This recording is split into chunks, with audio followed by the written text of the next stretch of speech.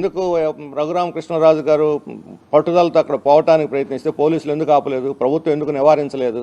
ఆయన ఛాలెంజ్ చేసి అక్కడ పోయాడు. అక్కడ స్థానిక ప్రజలను ఛాలెంజ్ చేసి నేను పోతాను, కడతాను, పూజలు చేస్తాను, ఏం చేసుకుంటారు చేసుకోండి అని చెప్పి ఛాలెంజ్ చేసి అక్కడికి వెళ్తే ఇప్పుడు వీళ్ళకి ఘర్షణ జరిగితే ఎవరిది బాధ్యత? ప్రభుత్వానికి కాదా? ఇది ప్రభుత్వ వైఫల్యం కాదా?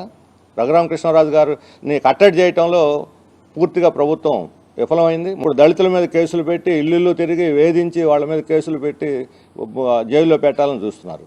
ఘర్షణకు పోయిందేమో రఘురామకృష్ణరాజు గారు. పేట మీద వీళ్ళు ఎక్కడికి పోలేదు, ఎవరి మీదకి పోలా, వాళ్ళ పేట మీదకి రఘురామకృష్ణరాజు గారు వెళ్ళారు. రఘురామకృష్ణరాజు గారి మీద ఎందుకు కేసు పెట్టలేదు?